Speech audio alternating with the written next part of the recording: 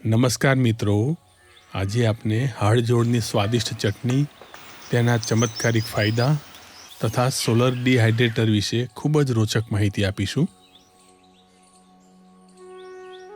આપ સૌ ઘણીવાર પૂછો છો કે તમે આટલું અલગ અલગ વિષયોનું જ્ઞાન કેવી રીતે મેળવ્યું? તો તમને જણાવીએ કે અમે ગમતાનું કરીએ ગુલાલ, મતલબ સારા વ્યક્તિઓની મિત્રતા કરીએ છીએ. આજે એવા જ એક મિત્રને ઘેર અમે આવ્યા છીએ.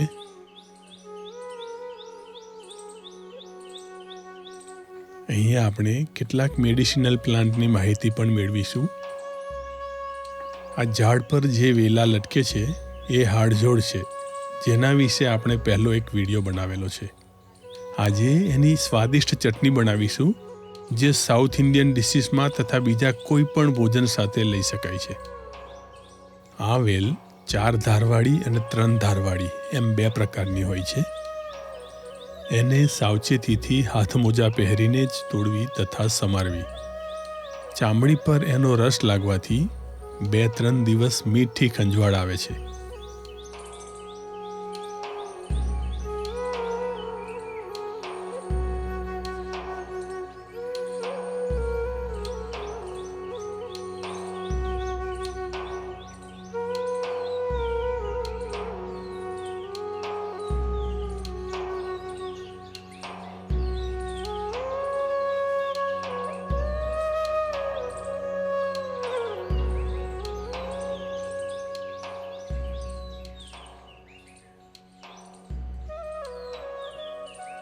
એને કાપીને નસો કાઢી લઈશું. ચાલો એ સમારીએ ત્યાં સુધી આપણે વિધારા, એક બીજી બહુ જ ઉપયોગી જડીબુટ્ટી જોઈશું. વિધારા શારીરિક દુર્બલતા તથા યૌન કમજોરીનો રામબાણ ઇલાજ છે. આ 2 વેલમાં મોટા પાનવાળી વેલ છે એ વિધારા છે. વિધારાનો ઉપયોગ સાંધાના દુખાવા, ગઠિયોવા, હરસ, સોજા, ડાયાબિટીસ, ખાંસી, પેટના કૃમિ, એનિમિયા, વાઈ, મેનિયા, દુખાવા અને ડાયરિયામાં થાય છે. વિધારાના મૂળ પેશાબના રોગો, ચામડીના રોગો અને તાવ મટાડવામાં ઉપયોગી થાય છે. ઘા ઉપર વિધારાના પાન ગરમ કરીને બાંધવામાં આવે તો જખમને ભરી દે છે. ગેંગ્રેનમાં વિધારાનો રસ લગાવવાથી 6 થી 7 દિવસમાં જ ફાયદો થાય છે.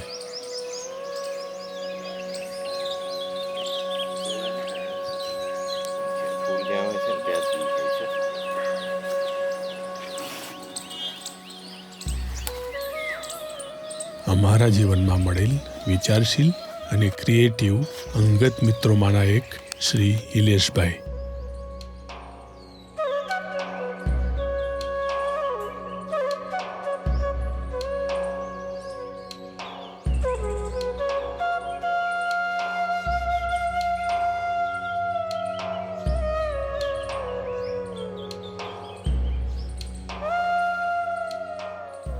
આ પ્લાન્ટને ઇન્સ્યુલિન પ્લાન્ટ કહેવાય છે. આ ખાવાથી સુગર લેવલ રિડ્યુસ થાય છે.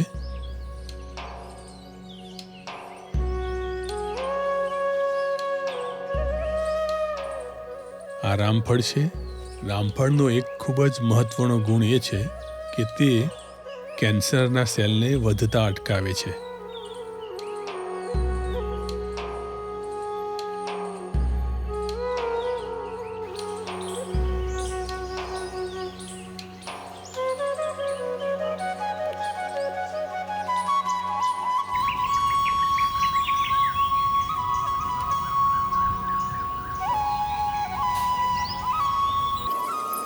ચાલો અમે ફોટોશૂટ માટે તૈયાર છીએ.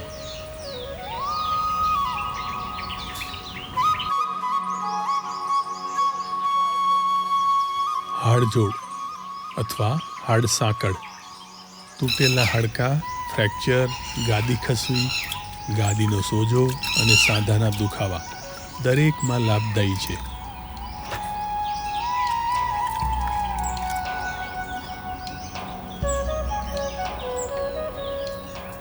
The power of unity. જાજા હાથ રળિયામણા. કીડી પોતાના વજન કરતાં 7 ગણું વજન ઉચકીને ચાલી શકે છે. માનવ શક્તિશાળી કે કીડી? ભાંગેલા હાડકામાં આ વેલને ખાડીને એ અંગ ઉપર 3 દિવસ લેપ કરી પાટો બાંધવો. પશુઓ માટે પણ આ જ ઉપાય કરવો. આ ચટણી માટે આપણે હાડજોડ, તલનું તેલ, ડુંગળી, ખાટી આમલી, લસણ, કોપરું, અડદની દાળ, ચણાની દાળ, સૂકી ધાણી અને સૂકા મરચાં, એ ઉપરાંત રાઈ, જીરું અને મીઠી લીમડીનો ઉપયોગ કરીશું. હાડજોડની કોઈપણ રેસીપીમાં તલનું તેલ જ ઉપયોગમાં લેવું.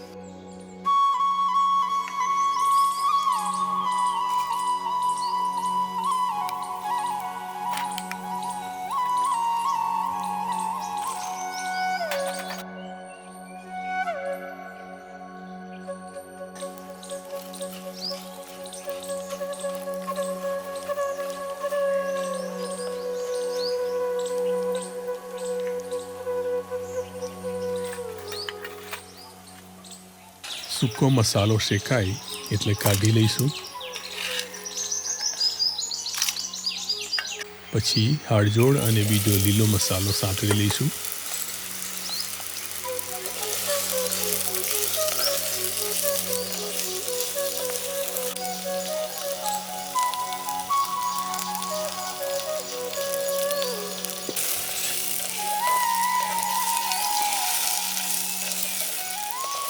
હાડજોડને સાધારણ પીળી દેખાય ત્યાં સુધી જ સાંતળવી.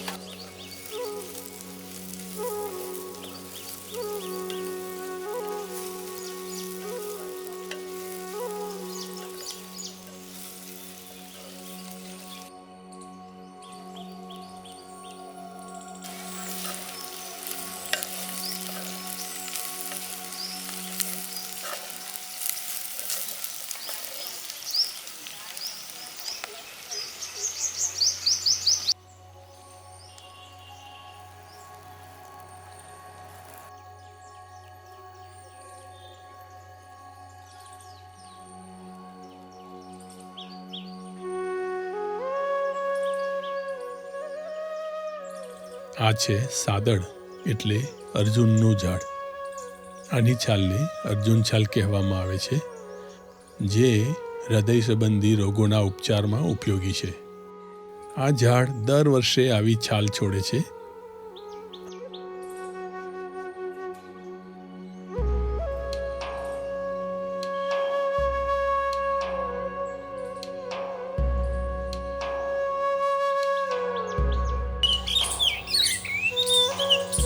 અર્જુન છાલ હાર્ટ ફંક્શનને નિયમિત કરે છે તથા હાર્ટ મસલને મજબૂત બનાવે છે. અંગૂઠાના નખ જેટલી અર્જુન છાલ 1 કપ પાણીમાં ઉકાળીને પીવાથી તુરંત જ બીપીમાં ઘટાડો થાય છે અને એની અસર 24 કલાક રહે છે. આ છે ઇન્ડિયન ગોલ્ડન ઓરિયલ, જેને ગુજરાતીમાં પીળક કહીએ છીએ.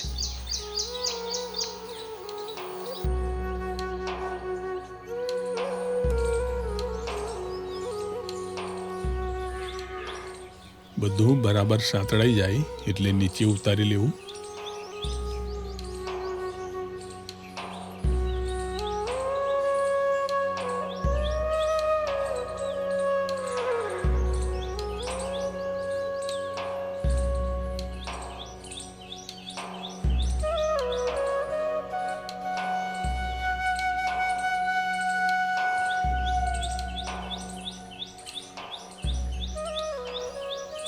ઇડલી બાફવા માટે પાણી ગરમ કરવા મૂકીશું.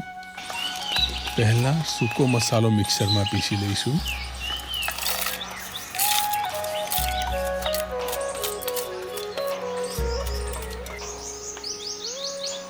ત્યારબાદ એમાં લીલો મસાલો ભેગો કરીને પીસી લઈશું.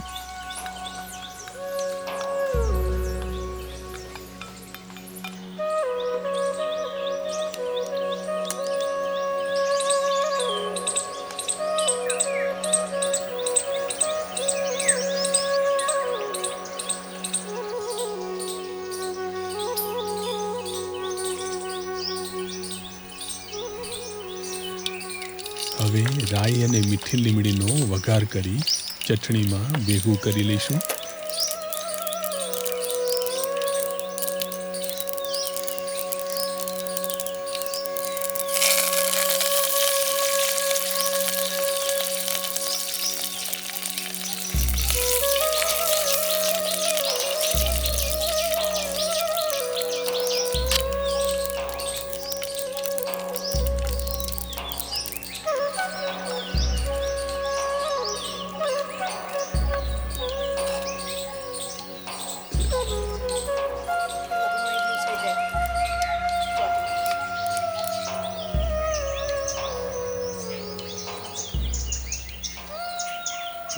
જરૂર પ્રમાણે મીઠું ઉમેરીશું.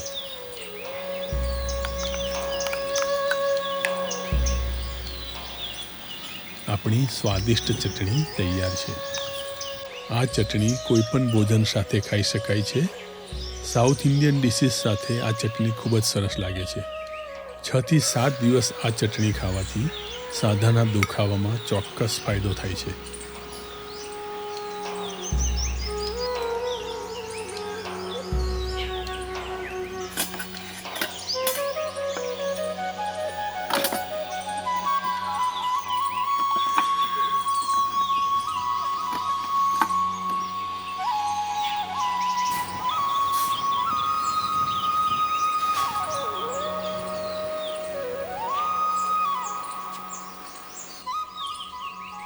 મિત્રો હોય ને મળીએ નહીં તો એ જીવન નિરર્થક છે. સારા મિત્રો હોય તો સારા વિચારોની આપ-લે થાય. એકબીજાના સુખ દુઃખની વાતો દિલ ખોલીને શેર કરી શકાય. મિત્રોને સમયાંતરે મળતા રહેવું.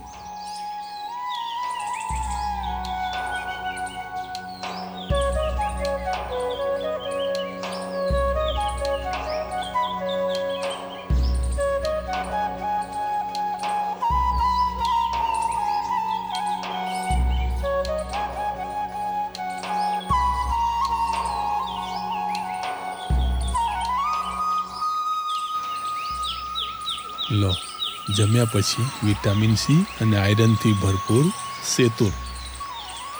અને આવો હવે ઇલેશભાઈ પાસેથી સોલર ડિહાઇડ્રેટર વિશે જાણીએ. કુદરતની શક્તિઓ અપરંપાર હોય છે અને વિજ્ઞાન અને કુદરતને આપણે જો વ્યવસ્થિત રીતે સમજીએ તો શું ના થઈ શકે. એનું એક નાનું સરખું ઉદાહરણ છે. આ સોલાર ડિહાઇડ્રેટર છે. આ વિજ્ઞાનનો નિયમ છે કે ગરમ હવા હંમેશા ઉપર તરફ જતી રહે. એ વિજ્ઞાનના નિયમના આધારે આખું આ સોલાર ડિહાઇડ્રેટર બનેલું છે. આ એક્રિલિકનું કાચ છે, એક્રિલિકનું કવર છે. સૂર્યના કિરણો સીધા આની પર પડે. આ સોલાર રિસેપ્ટર છે. પ્રયત્ન એ કર્યો છે, હા, હવા અહીંથી અંદર જાય છે, ત્યાંથી કીડા ના જતા રહે એના માટે અહીંયા જાળી લગાડેલી છે. આ જાળીમાંથી સામાન્ય આપણી ઠંડી હવા જે છે એ અહીંથી અંદર જાય છે. અંદર ગયા પછી જે સરફેસ એરિયા છે એને વધારવા માટે એક પતરું વાંકું ચૂકું વાળીને અંદર લગાડ્યું છે, જેથી આટલા વિસ્તારમાં આટલું લાંબુ પતરું છે એટલે વધારે સરફેસ એરિયા ઉપર તડકો પડે તો એ ગરમ થાય જલ્દી. અને વચ્ચે જે જગ્યાઓ પડી એમાં પણ મરઘા જાળી નાખી છે, જેથી વધુમાં વધુ સરફેસ એરિયા ક્રિએટ કરી શકાય. સૂર્યના કિરણો પડે એટલે આ બધું જ ગરમ થઈ જાય અને ગરમ હવા ઉપર તરફ ચાલવા માંડે. નવી હવા અહીંથી અંદર આવે અને ગરમ હવા આ બાજુ જવાનો પ્રયાસ કરે. આ મેઇન ચેમ્બર છે જે પણ કોઈ વસ્તુઓ આપણે સૂકવવી હોય તે આ ચેમ્બરમાં મૂકવાની હોય.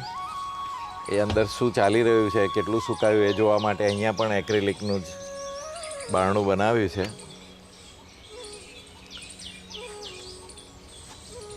બહાર ખુલ્લામાં રહેવાની આ વસ્તુ એટલે જ્યાં ક્યાંક લોખંડ વાપર્યું છે, ક્યાંક એલ્યુમિનિયમ વાપર્યું છે.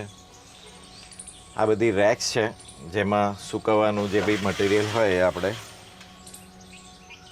પાથરી દઈ શકીએ. એ બી બધી જાળી જે વાપરી છે તે બધી જ એલ્યુમિનિયમની છે. હઠજોડની સૂકવણી ચાલી રહી છે અત્યારે. પહેલી વાર સૂકવી રહ્યા છે હઠજોડ. 3 દિવસ થયા છે, હજી સુકાઈ નથી.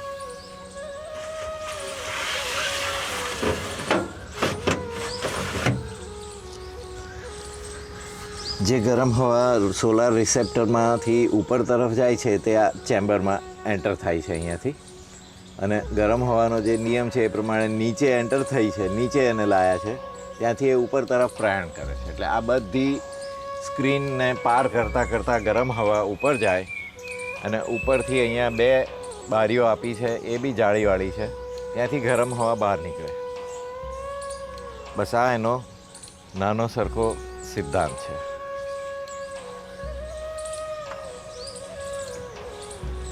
આખાને આખા યુનિટને પૈડા આપ્યા છે, 2 જ પૈડા છે, જેથી આગળથી ઉંચકો અને એને જ્યાં ફેરવવું હોય, જે એંગલમાં ફેરવવું હોય તે એંગલમાં આસાનીથી ફેરવી શકો. ખેડૂત ભાઈઓ માટે તથા ઘરઘરાઉ લોકો માટે બી આ સાધન બનાવ્યું હોય તો બહુ કામમાં આવે.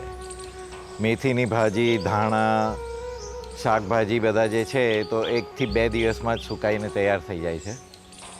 ચીકુ, કેળા આ બધાને 3 થી 4 દિવસ લાગે. આ તમે પોતે જ બનાવેલું છે? હા, આ જાતે જ બનાવ્યું છે. આનું એક મોડલ હવે અમે તૈયાર કરવાનું વિચારીએ છીએ, જે એક બોક્સમાં જ પેક થઈ જાય અને જાતે એસેમ્બલ કરીને લોકો એનો ઉપયોગ કરી શકે. મિત્રો, કેટલાક લોકેશન અમારે કોન્ફિડેન્શિયલ રાખવા પડતા હોય છે, તો માફ કરશો, અમે આ લોકેશન ક્યાં આવેલું છે એ જણાવી શકતા નથી. હા, સોલર ડિહાઇડ્રેટરમાં સૂકવેલ ચીકુ, જે ડ્રાયફ્રૂટની જેમ ખાઈ શકાય અથવા ક્રશ કરીને મિલ્કશેક પણ બનાવી શકાય. આ ટામેટાં છે. બહાર જાઓ તો આવા થોડા શાકભાજીના પેકેટ સાથે રાખીએ તો એનું વજન પણ હોતું નથી. આ છે મેથીની ભાજી, જે 1 જ દિવસમાં સુકાઈ જાય છે. ચીકુ અને કેળાને 3 દિવસ લાગે છે.